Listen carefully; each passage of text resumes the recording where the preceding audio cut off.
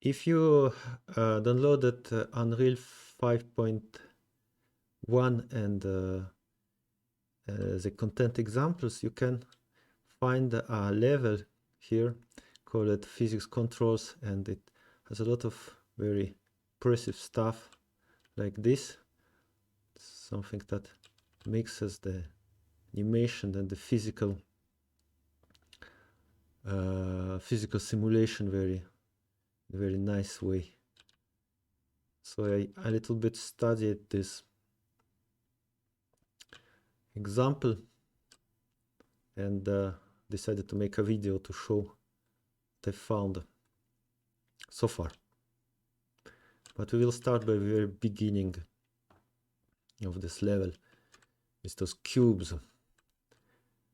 So here it explains that basically physics control component manages two kinds of controls, two kinds of entities: the controls that control pair of skeletal or static meshes, and body modifier that modify the properties of physics bodies. So what we will do now, we'll just try to recreate something simple like these cubes from scratch to see how it works. For this I will really do it step by step, create a blueprint, even better, I will add a cube. So we'll add two cubes. One will be just the cube we use to move things around, and one will be our physically controlled cube. And from this cube I will create a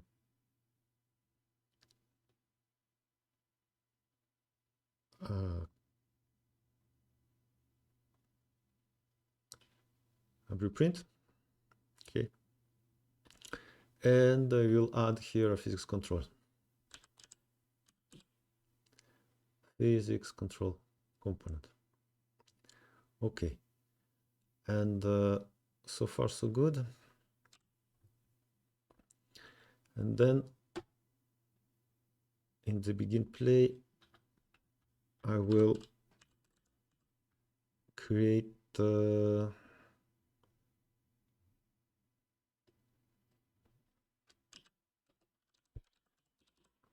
make control. So I will make a control, and I will say it will control the cube, and there will be no parent for the moment, because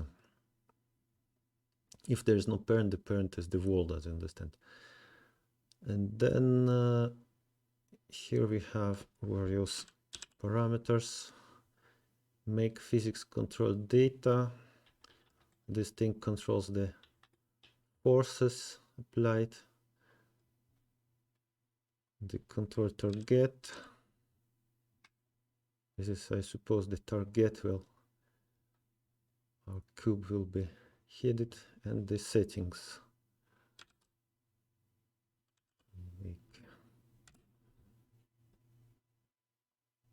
Okay. So let's see what it does at this point. I'll simulate instead. Yeah, as we can see, it does absolutely nothing. Well, this is because the physics control component, it acts on the physical simulated objects, and this cube is not simulated. So we will just go and choose the cube and say simulate me. Boom, our cube disappeared. And what exactly happens here? What happens is that our target relative to world is 0. So we will need to make some target, and we will just take the position of our cube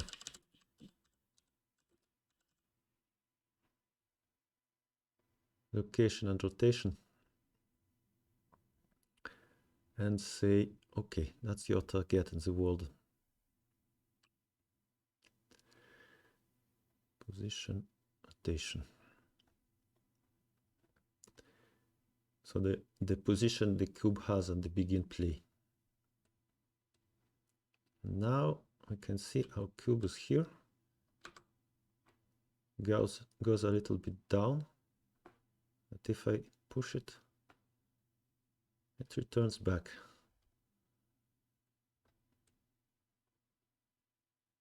You see? So we have physics control working.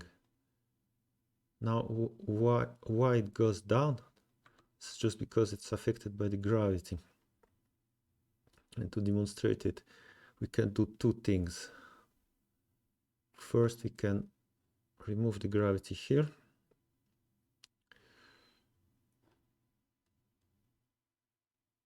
And you see it stays.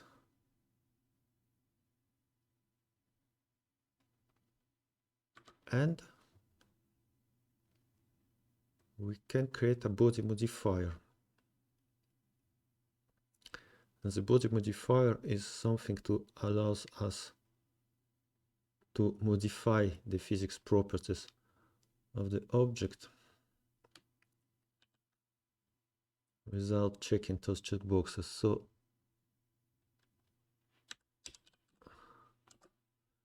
make body modifier on the mesh component, and we say simulated and gravity multiplier 0. Or simulate means simulate physics simply. Static means don't simulate physics. And there's another type called kinematic, and this means animated. But for this cube, of course, there is no animation, so we will keep it simulated. And let's go. So you see, it's still here, not going down. And if I, for example, put here multiply to 1, it will go down, or put it to, I don't know, -1. It will go up a little bit, and then the control will be applied to it and pull it back. So far so good. Now those parameters we have various control data call it, various forces here, strengths. Linear strength, linear damping. Linear strength means how much strength it applied to satisfy the control. And linear damping is a value that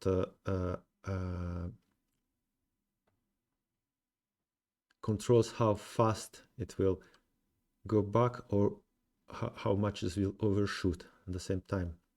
So for example, if I put linear strength to 0, you see it will just go freely. There is no force applied. And if I put it to like 5, it will go very quickly back.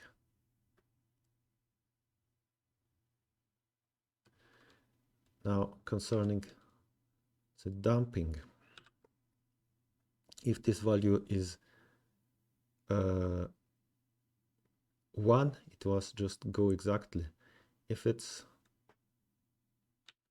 greater than 1, it will go slowly.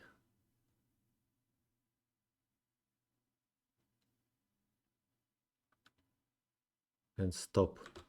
And if it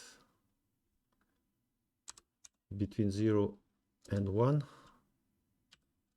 it will overshoot.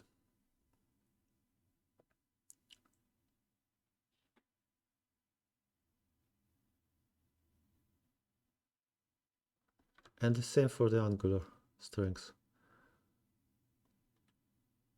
For example, I can put here angular damping of 0.5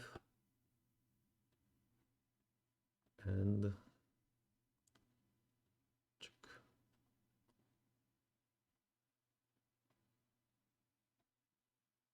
It overshoots a little.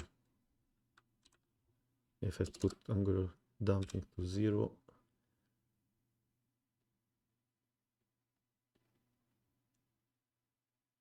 do that. If you put them both to 0,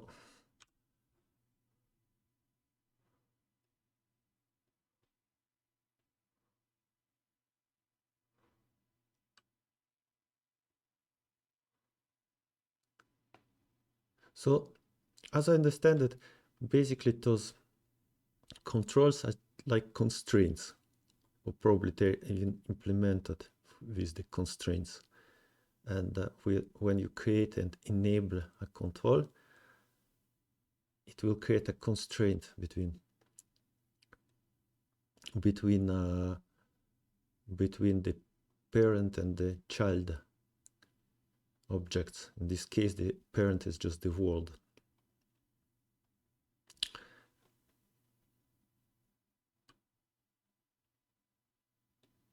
Now,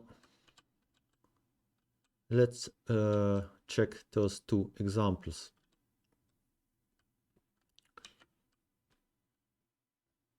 First, I will show you what it does.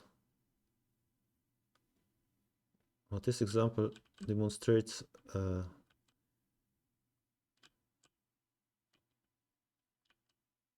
two things, I think.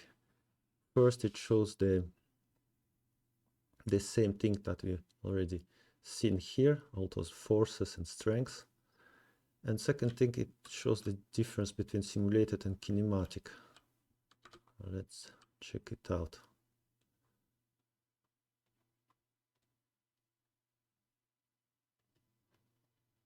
So here, first at every ticks, it calls this function, this executed just once to create the controls. And like the previous example, it will make a control and then body modifier. So this code is really similar to what we seen before. It makes a control for the cube, and then it creates set up the control data. So it puts some values here in the linear angular strength and damping, and then it make the body modifier, and it's set it to kinematic type. And the kinematic type means controlled by an animation. But here we don't really have an animation, so we have to control it by hand. And then this is this thing here, that when we are inside the sphere, it will trigger this method that will change the movement type of the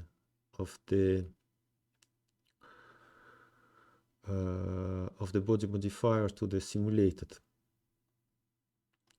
And when we are out, it will back to kinematic. So we can see that in the tick, in the main loop, it will calculate those targets that you see appearing here as white rectangles here. And then at random. And then it will set both control target and it will set the kinematic target of the body. So in case we are simulated, this thing will affect the cube. and this thing will be ignored. And in case we are kinematic, this will move the cube, and this will be ignored. As you can see, when I'm outside the sphere, it just jumps to the animated kinematic position. It doesn't respect any physics, doesn't respect collisions. It can traverse the other cubes. And when I'm inside, it simulates, so it's controlled by this control, and it will slowly go to the target position and rotation according to the strength parameter we specified. Another thing you can see here is this naming convention. So as far as I understand, the controls, if you don't specifically give a name, they just name it like 0, 1, 2, etc., just the numbers. And if there's a bone, there will be the name of the bone underscore 0, 1, etc. So if you, for the skeletal meshes, if you have foot, for example, it will be foot 0. And if you have two controls for the foot, it will be probably foot 0, foot 1, etc. And the body modifiers also are conventions like this with the name body 0, body 1. But you can also just take this value and save it to be sure.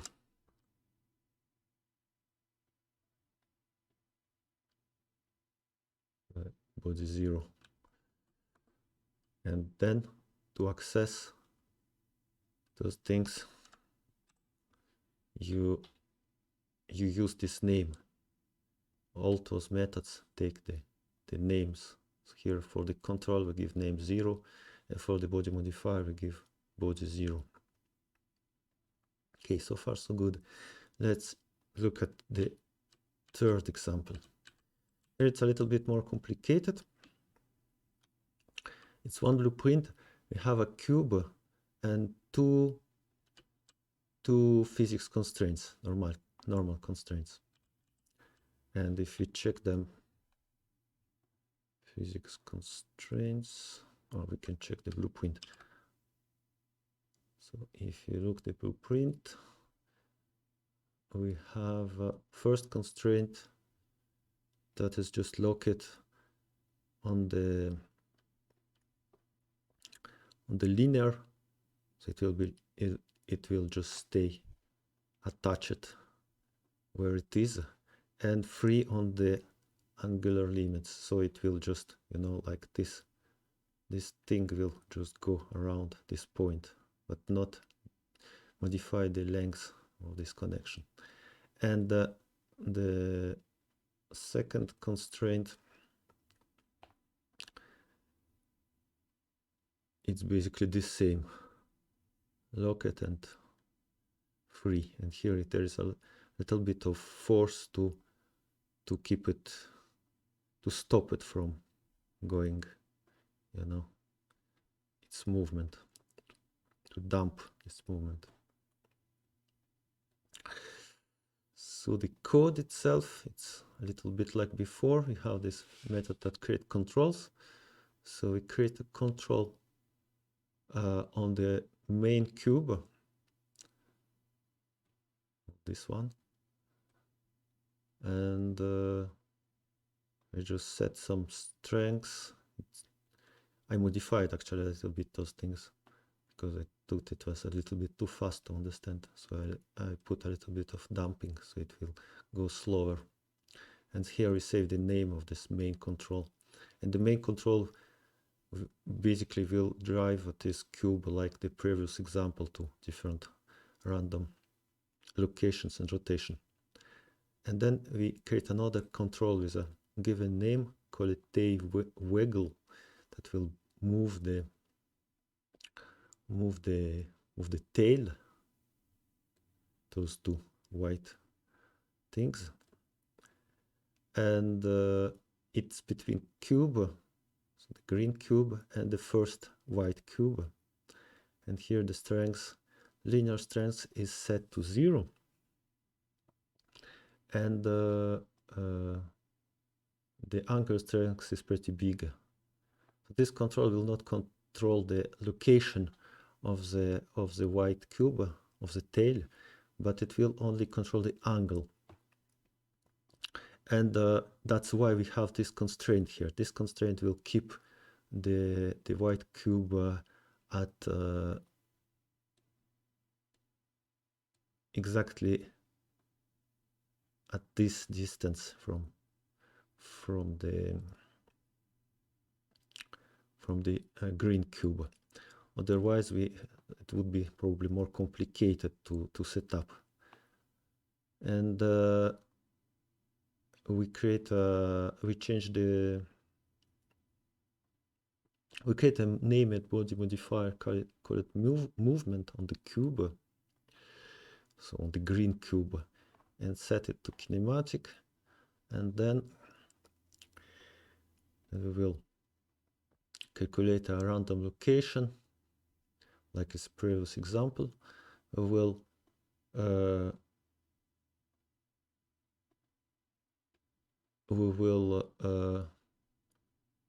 push our green cube to the random position orientation. Then we will push it also in the body modifier, so that will work both in the animated and the simulated modes, but actually one of two will be applied. And then that's more or less like the previous example. And then we will move the tail, and we create some oscillating movement, and we will modify the orientation of the control target. So we will say just that it should rotate up and down. So if we go here, we can see that is the kinematic. So the tail is just moving because of those two constraints, which has lock it on the linear side. You see those two white shapes don't change the distance between them, and they are free on the angular side, so they just swing around. And if we enter here, we'll see now we simulate everybody. So the green cube goes slowly to its target location, and the tail moves like so. And that's it for this video. I will now try to understand a little better all those examples with money, and maybe if it works good, make another one. Thank you, and if you have some questions, suggestions, you can always leave a comment. Thank you.